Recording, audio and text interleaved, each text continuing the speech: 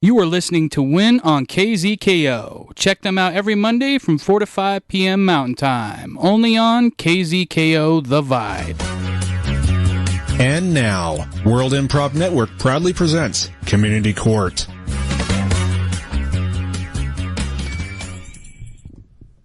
When two parties cannot decide in a decent manner to solve a dispute, Community Court is there to solve the problem. All rise for the Most Honorable Judge Kenneth Vicarro. Hello, everybody. Welcome to court. There's a bug going around, and I think Junior gave me mine. I said I don't blame you, Junior. Sounded like blame to me, Judge. Well, Junior and I are learning who we are. You know, I'm getting a handle on who he is. You know, he's 8 months old. Parenthood is truly a journey. It truly is. Well put. Well put. Well, hey, speaking of journeys, we have our plaintiff today, Luke Babyface Gronkowski. How are you doing today? Well, I've been better, Your Honor. All right. And we have a chapter president. Let's see your chapter. Oh, Raleigh, North Carolina. Yeah. And your name is Stanwyck Fudgeberger. How you doing, Your Honor? I'm doing all right. Now you're the president of the Raleigh chapter of ISIS. That's correct. Newly founded about 3.5 weeks ago. All right. And Mr. Luke Babyface Gronkowski here, you were denied admittance to the chapter, weren't you? Yeah, I was. It was not initially made clear to me why, but afterwards it was then made clear that it was because I am a babyface. And you stated that throughout the application process, you were given, the thumbs up, more or less. People are telling you were a shoo-in.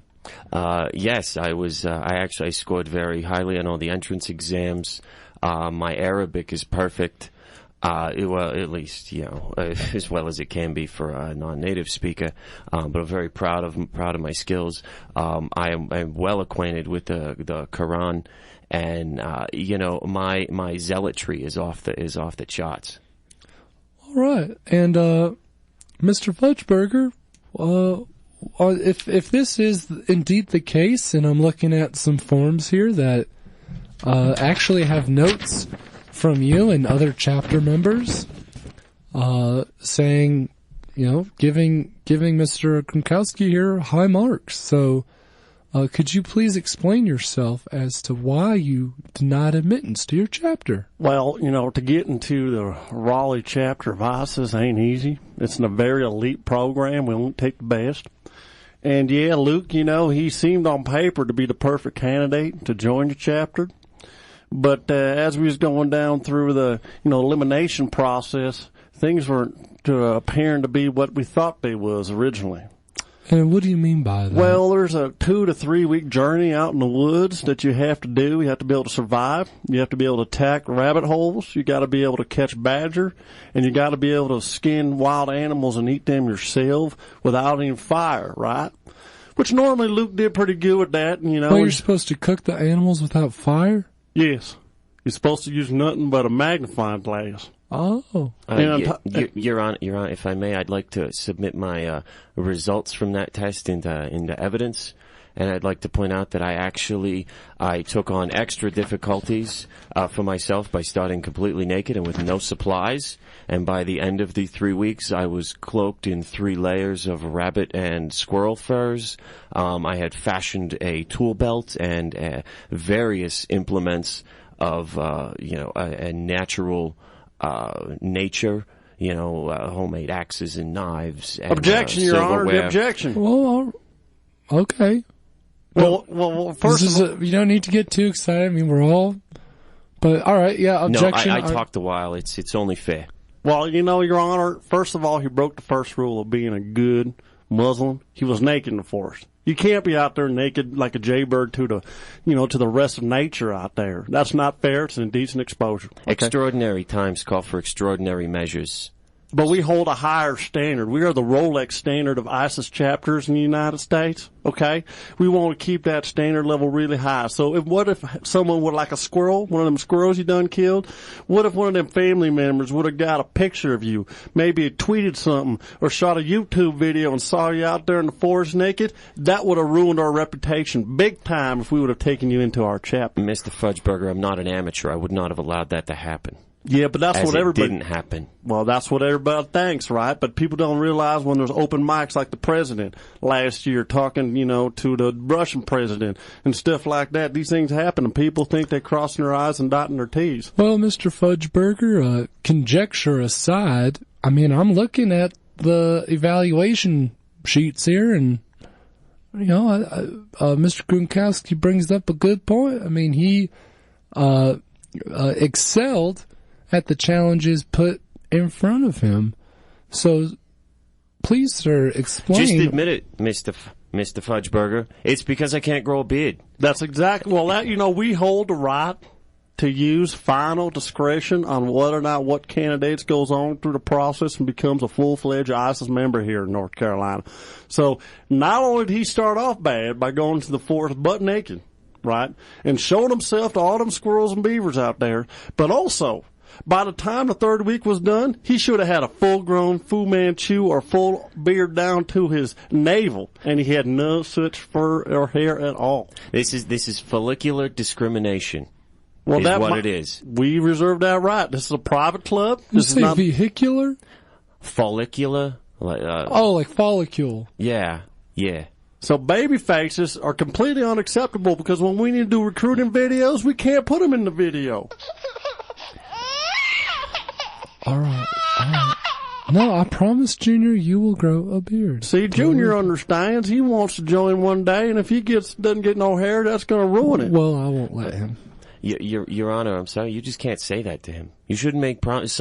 Some people grow up having to come to grips with the fact that they can't grow facial hair, and it's not. But yeah, it could be you, kid. No, it can't. What would you do, Your Honor, if your son didn't grow any hair? That is besides the point. I want to get to the bottom of this. I would hope you would still love him. Love him as your son. All right, and not abandon him at a Greyhound bus station in Ventura, California in 1983. You wouldn't do that, Your Honor, would you? You seem like a stand-up man. Well, I don't think we're talking about me anymore, are we? Because 1983 was nearly 30 years ago. So well, I mean... not a time travel. Just a hypothetical date. All right. Look into your son's eyes, Your Honor. He's going to be called this isn't about me and my kid, all right? I have an obligation to the parties involved here to come to a resolution, all right? So let's get to the bottom of this. I will figure things out with my son. Like the bailiff said, it's a journey, all right? And I don't plan on getting to my destination by the end of this trial. But I do want to get you two arriving at some kind of agreement, all right? So can I bottom line it, Your Honor? It's just nowhere in the rules printed out that you have to be able to grow a beard. Had I known this, I could have fashioned a fake beard out of moss while I was in the woods, but I did not know. Your Honor, I'm looking at the executive discretionary clause here. As you can read right there, line 18, it says, and you can see right next to it was a sketch, a pencil sketch of his facial hair after 3 weeks. None. All right, that looks like a freshly drawn pencil sketch. Like, I've seen you doodling during these proceedings, and I think you just did that. Well, as far as I'm concerned, I plead the fifth on that. I don't see nothing that proves that I did something like that. But the picture showed that he didn't have no hair in 3 weeks after being in the woods. All right, but like... Go to page 563 in the Quran. It says right there, to be an honorable Muslim, you have to have facial hair. See, right here. All right, you don't have to put it right up to my face, okay? Well, Your Can't Honor, read it. The baby's in your face, too, and he's stepping down to say, look, Daddy, don't abandon me. Don't talk about my son like that. How dare you? All right. This is so messed up. All right. I'm sorry. Discrimination is upsetting, Your Honor. Yeah. You want a Rolex, you got to perform like one. That means nothing to me. I don't wear a watch. I'm talking to Luke over there. Baby face. Baby face. All right. Order. I am seeing, I am making a judgment in favor of the plaintiff, Mr. Babyface Gronkowski, because you are being such a dick right now, Mr. Fudgeburger. You're being such a jerk, man. What does that mean? You got an overqualified, willing and able person here that wants to join your club, and you're saying no because of a facial hair thing? All right, if it's in the Quran, I can't help that. But at the same time, as one human being to another, you got to be able to look at this guy and be like, you know what? We could use him. He's got some skills. If it's a matter of facial hair, just buy a fake beard and get some of that mystery glue or whatever. Spirit gum, Your Honor. Spirit gum, yeah. I'm willing to do anything. I just want to be part of your organization. So, Your Honor, based on your ruling, how long is he going to have to be in our organization? I want you to give him a 2-month trial run. All right. And we're going to work out another evaluation form, and if he meets the standards, which Mr. Gronkowski, I'm sure you will. I'm going to do everything I can. See there? He's going to do everything he can. I'm going to go to Bosley. You say jump, he says how high. And, oh my God. It's all right. Everything is all right. All right. Court dismissed. Let's go out live side the courtroom to Wilford Taylor to hear post-trial thoughts for the plaintiff and defendant. Wilford. Hey, I'm here with Mr. Luke Babyface Gronkowski. What do you think about the judge's ruling? You're not quite in the group, but you do have a trial run. Yeah, I mean, it's kind of a hollow victory because, it's still a tacit statement that discrimination might be okay as long as if you're not necessarily good enough. And I mean, I'm going to do everything I can because this is what's most important to me. But I just think the judge lost sight of the issue here at one point. All right. Well, best of luck to you. And Mr. Fudgeburger, you now have somebody in the fold, and not necessarily by your choice. How do you feel about that? We're not too happy about it, but that's all right. There's a lot of work that needs to be done around the cabins and the compound, the ISIS compound there on the 56 miles northeast of Raleigh. We're going to make him do a lot of, scrub work and cleaning pots and pans and latrines and stuff like that, and skinning the beavers and gutting and everything to make it prepared for eating. So after 2 months, if he's still got a baby face after that point in time and he ain't done a good job, he's out of there. Baby face, baby face. He's out of there. All right. Well, that concludes another episode of Community Court. The verdict has been made and the court of law has spoken. Tune in next week for another fascinating episode of Community Court. Give the Wincast your suggestions via Facebook, Twitter, or the KZKO Win blog during the commercial break of a crime that needs to be solved during Truth and Justice. Next on KZKO. You are listening to Win on KZKO. Check them out every Monday from 4 to 5 p.m. Mountain Time. Only on KZKO The Vibe.